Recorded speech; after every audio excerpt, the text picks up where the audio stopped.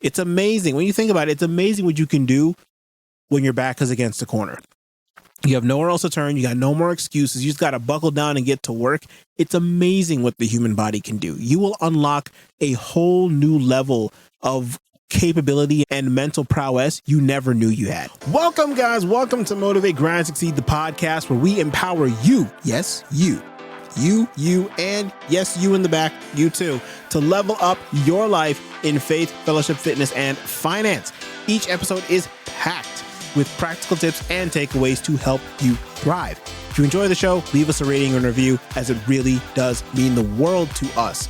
Join our email list for exclusive access to new episodes, merch drops, upcoming events, and so much more. And if you want to support, guys, Fourth Wall website, talked about it in last week's episode, talking about it again in this week's episode. Email list, sign up for that bad boy, and you will know when that website gets dropped. And so, guys, with all that out of the way, again, as usual, check the episode description for all those links. We did it. We have done it. We are at the last episode of the Faith series, guys. And as promised, when we get to the end of the Faith series, we're going to have our live stream on YouTube. You're going to want to stay tuned to my Instagram and Twitter. Again, the Instagram is at Motivate, Grind, Succeed, and the Twitter is at the MGS Podcast. You're going to want to tune into those. And then also, if you're on YouTube as well, follow me on YouTube over there. YouTube at Motivate, Grind, Succeed. I'm posting stuff in the community tabs over there about more information about the upcoming live stream. Guys, you're going to want to definitely tune in. I'll give you some information on all three of those. It's going to be duplicated across all three. Stay tuned for that. I'm excited. It's going to be the first ever live stream. So hop on. Let's have some fun. But like I said, we've made it to the last episode of the Faith series, guys. And after this, we're going to be taking a short hiatus, about 2 week hiatus from the episodes. So that way you all can, you can have some time. You can go back. You can listen to the episodes, do your thing, right? So again, 2 weeks. There will not be any episodes for 2 weeks. So I'm putting that notice out there in the front now. However, that's not going to stop us from enjoying this last episode, guys. So I'm glad you're here with me. We can enjoy this last episode together. And we're talking about the power of perseverance. It's ironic this is actually the last episode since I've taken the break now. It actually is a little bit of a time of perseverance for me right now. But anyway, I digress. Today, we'll be talking about perseverance and endurance, guys. Why it's important, how it's exemplified in the Bible, and of course, fluff-free guarantee.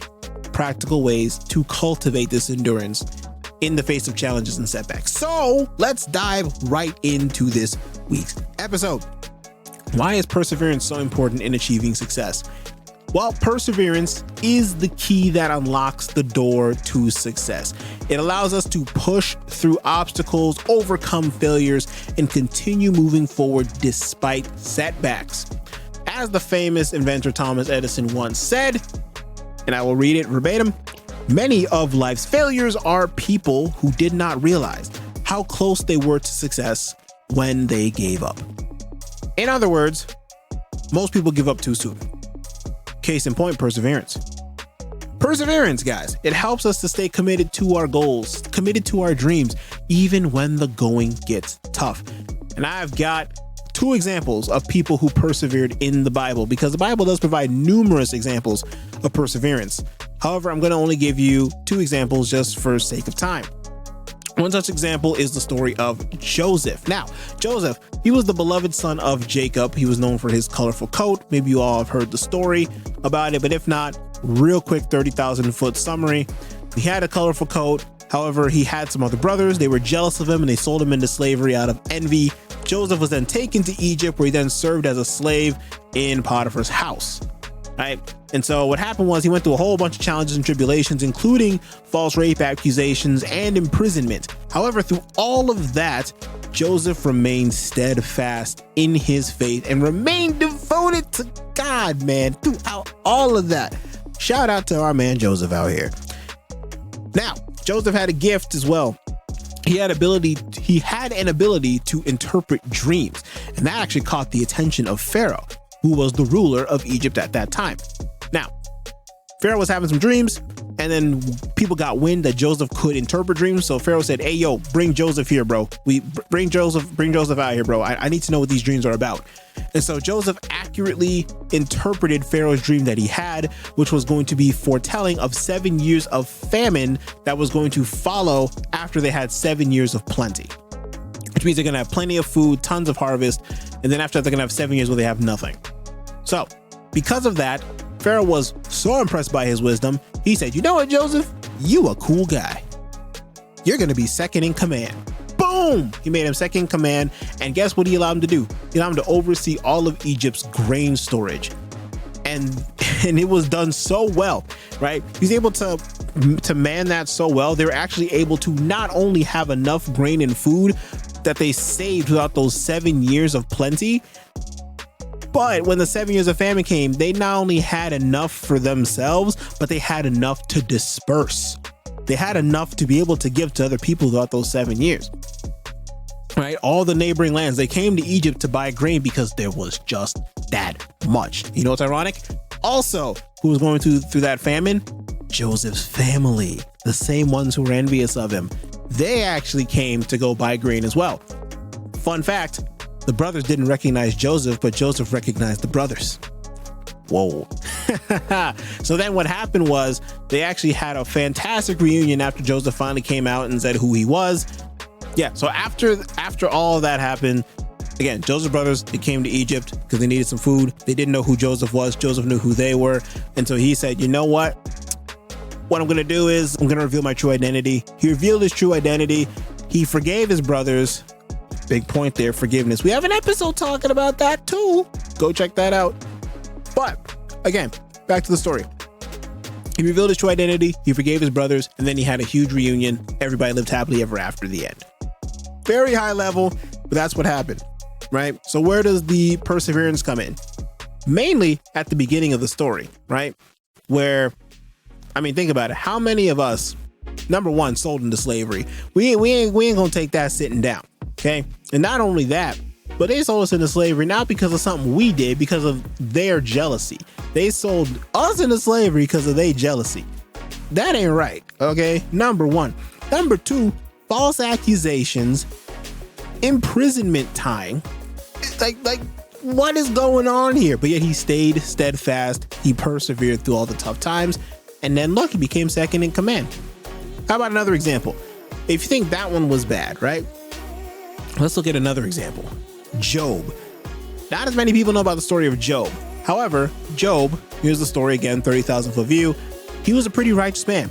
He was blessed with wealth, loving family, prosperous life.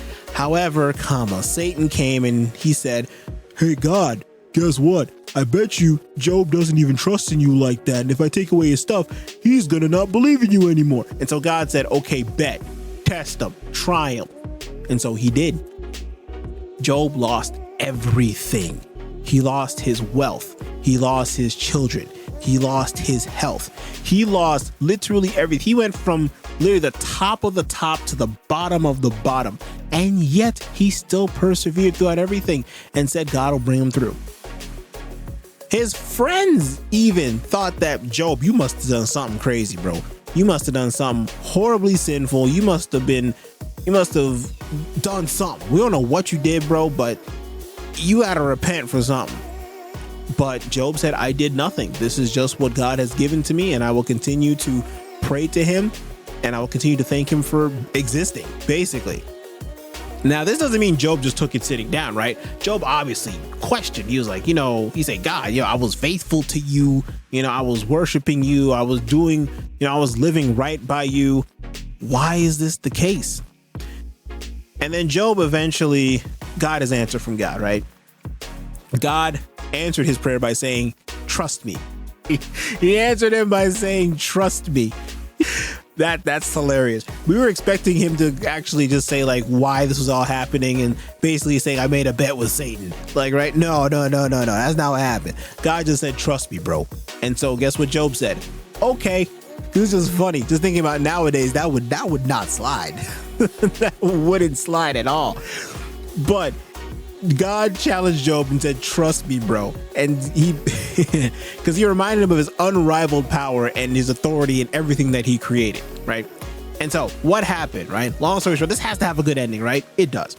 In the very end, after Satan did everything possible that he could think of to Job, and Job still stayed faithful, what happened? Job had his fortunes restored, but not just restored. It was restored twofold. So if this man, let's say he was, his net worth was like $20 million, and then he went down to being a bum on the street. After all that stuff went down and God said, you know what, Job, you were faithful, I'll give you your stuff back. He literally went from making 20 million to now 40 million. He had more children. He had more wealth. His faith and his endurance were rewarded because he persevered. It got tough. Now, what was that quote that we said up at the top by Thomas Edison? Many of life's failures are people who did not realize how close they were to success when they gave up. Imagine had Job given up sometime in there. He would not have received the blessing that God gave him of his twofold blessing. Now, I'm not saying that every single blessing we have nowadays, we're going to get twofold if we just keep going. But what I am saying is that we can't just say going gets tough, so I'm going to stop. No, when the going gets tough, the tough get going. That's the important thing. When the going gets tough, the tough people get going. They move, they do something, they persevere. They know they're going to come out on the other end alive. It's amazing. When you think about it, it's amazing what you can do when your back is against the corner. You have nowhere else to turn. You got no more excuses. You just got to buckle down and get to work. It's amazing what the human body can do. You will unlock a whole new level of capability and mental prowess you never knew you had. I'm telling you. That's why, personally, it's my goal that I'm starting to seek out uncomfortable circumstances. Does it sound a little bit psychopathic? Probably, but I know that within reason, seeking out those uncomfortable circumstances will actually allow me to grow mentally and actually be able to push the boundaries of what I know I can do, what I know is possible. If you just keep doing one thing a day that makes you uncomfortable, and you do that for a year, you just got slightly better at 365 things. Now, make this even better. If you pick one thing to continue getting better at over a course of a year, imagine how good you would be in a year.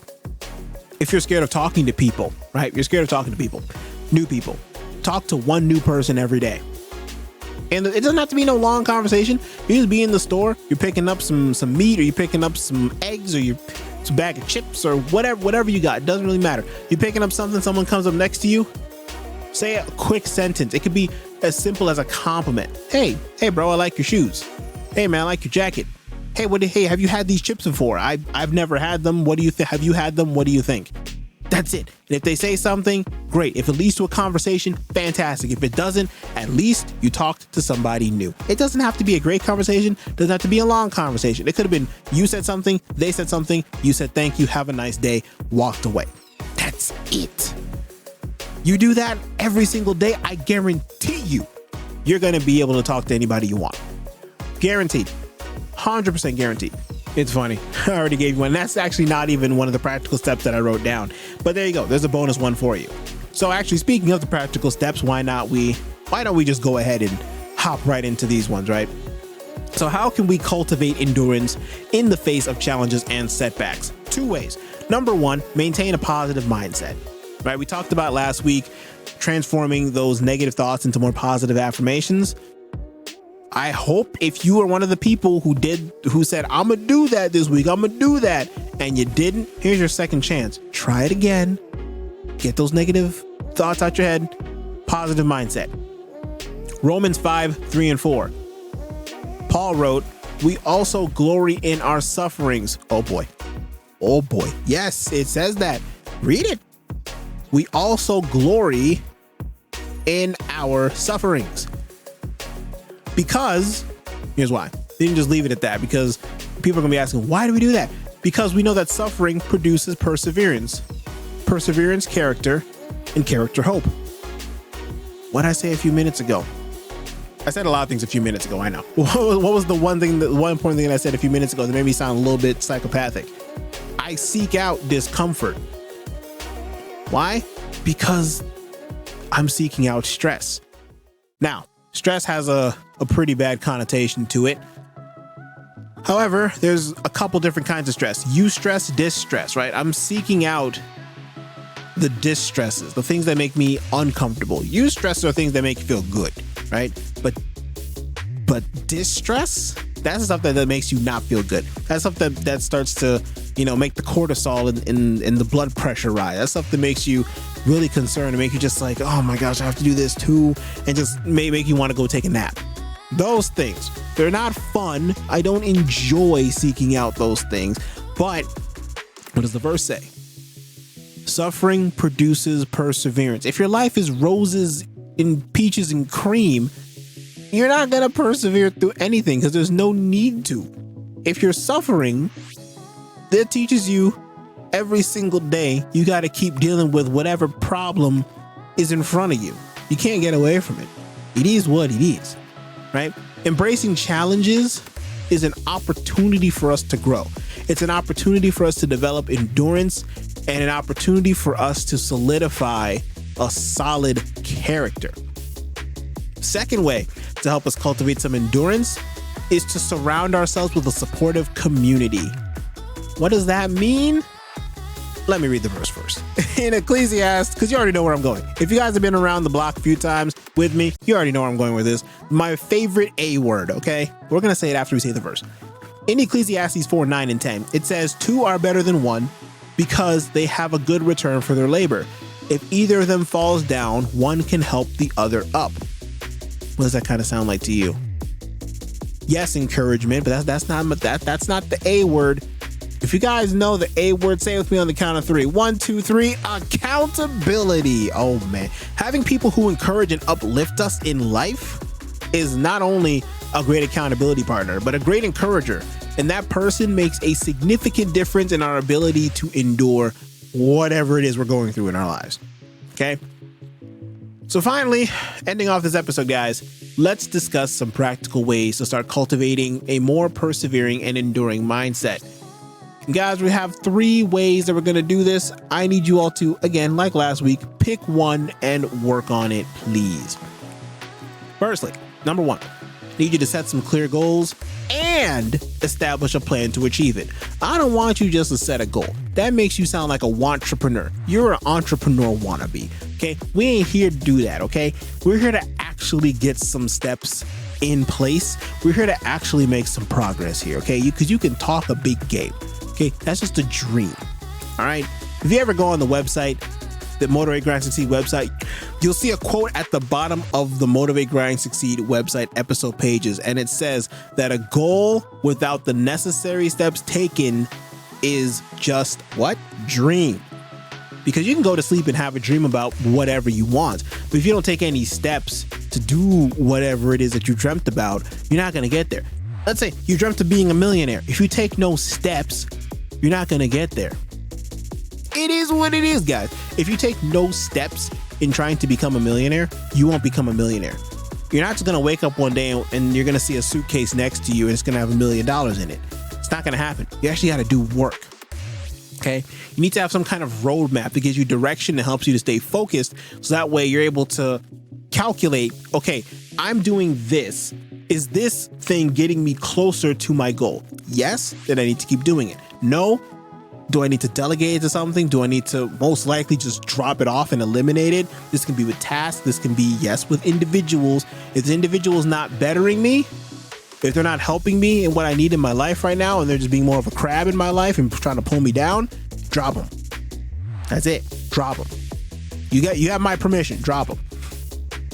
Secondly, second practical step, practice some self-discipline. Hebrews 12:11 tells us that no discipline seems pleasant at the time, but rather painful. Why do you think kids hate it? And not even kids. Why do you think grown kids hate it? AKA adults. No one likes discipline. It's not fun. No one likes to be told they're wrong. No one wants to be told what to do. No one wants to. No, we don't. Okay, let's keep it a buck, keep it a bill. Nobody wants discipline. It's not fun. It's painful. However, comma. That should also be on a t-shirt. However, comma. However, comma. When we have that proper discipline, it helps us to produce a harvest of righteousness. Yes, I know I used some biblical terms on you. Okay, well, okay, let's use some more practical terms. If you get the discipline now, you will be disciplined later, okay? For example, disciplined in waking up at 5 in the morning because you told yourself this is from between 5 and 7 is the only time I have free in the day. You keep doing the discipline of waking up at 5 in the morning, it ain't easy. That alarm clock goes off, it's not easy to wake up. I know because my alarm clock's set for 5 in the morning every single day, Sunday through Sunday. Yes, Sunday through Sunday. Sunday through Saturday, all the way back to next week Sunday, every single day. I don't take off. I used to, but now I don't take off. I decided let me just get in the habit of doing, even if I don't have anything to do, which is hardly ever. But even if I have nothing to do that morning or nothing major that's going to take me 2 or 3 hours, I'm still waking up at 5. Let's say I don't have as much work to do that day because I'm way caught up or way ahead. Now I'm just like, okay, let me read. Let me catch up on this. Let me catch up on that because there's always something to do. But that's the discipline. That's the discipline. Right now, we're recording late at night right now. That's the discipline. Do I want to record right now? No, I could record tomorrow. I could even record the day after, but I'm doing it now because when my phone told me, and yes, I have a calendar event in my phone that says work on podcast / work on business. I have a calendar event in my phone that goes off every single day at specified times that I said throughout the day that I need to work on these things. That is the discipline. Instead of just dismissing the notification and saying I'll get to it later, that is seeing it pop up. And I set them all with notification to say 10 minutes prior to this time. Let's say example time, 10 minutes before 6:50, I'm getting a notification saying work on business. And it is my job to say, okay, whatever I'm doing, I need to stop. I need to go and work on this business for the next 2 to 3 hours because that is what I put on my calendar to do. That is what I told myself I will do. And I am a person of my word. Therefore, I will stick to what I said that I needed to do. That is self-discipline. Remember, it is also self. Does it help with an accountability partner? Absolutely. But it needs to be internal. You need to be able to tell yourself, I need to do this. And why? Simon Sinek book. Start with why. You need to have a strong enough why. I'm telling you, if you have a strong enough why of why you're doing what you're doing, the discipline becomes that much easier. It's not going to be the easiest thing in the world, but some days you just remember, here's why I'm doing this. I'm doing this because of XYZ reason. Okay, let's just do what we got to do. Some days I don't feel like going to the gym, but I still buckle down and I go. I don't want to spend an hour or 2 hours in the gym lifting weights, doing this. I don't want to. But what do you got to do? Drag your feet on in, pick up the dumbbell, and start lifting stuff. And what's ironic is less than 5 minutes after all that's done, you're going to feel like, okay, now I started, I might as well finish. Okay, and by the time you finish, you feel great. Self-discipline, guys, self-discipline. Lastly, take care of yourselves physically, mentally, spiritually, and emotionally too. We talked about it in last week's episode, so I'm not going to harp on this one too much because I kind of gave you a whole earful for the past few minutes about practicing self-discipline. So overall, again, just like from last week's episode, engage in activities that's going to help promote your well-being, whether it be meditation, prayer, journaling, exercise, whatever it is that helps you to build up that resilience, that endurance, and keeps yourself kind of happy every now and again. You know, life could be stressful. Life could be kind of dull. So you got to take care of yourselves physically, mentally, and spiritually, and emotionally. So just some closing thoughts here, guys, as we conclude this episode here. Remember, perseverance and endurance, they're not just nice, desirable traits. Oh, that person perseveres so well. Oh, that person can endure so much. They're essential for success. Anybody who got to any level of success, they have so many stories of perseverance and endurance. I have so many stories of perseverance and endurance. I'm still persevering and enduring. It doesn't stop. It's not a nice to have. It's an essential. It's a must have. You must have some level of perseverance and endurance if you want to see some sort of success in this life. It's a non-negotiable. Again, if you need more examples of some true perseverance, some true endurance. Go back to the Bible, look at Joseph, look at Job. We find them having some tough lives, and they could be some inspiration to help you to press on, even when the odds seem stacked against you. So what I want you to do, embrace some challenges, cultivate some endurance, and persevere, guys, with unwavering faith. And guys, that is it for this week's episode. Thank you guys so much for tuning in to yet another episode of Motivate, Grind, Succeed, the podcast. And I hope you got something valuable from this episode. Guys, if you enjoyed the show, leave us a rating and a review, as it really does mean the world to us. Don't forget to join our email list for access to new episodes, merch drops, upcoming events, and so much more. If you want to support the show, guys, check out the Fourth Wall sign-up list down below. There's the wait list for that. Sign up for that, and you will get that special discount when that website launches. Guys, find all the links to that in the description below for more information.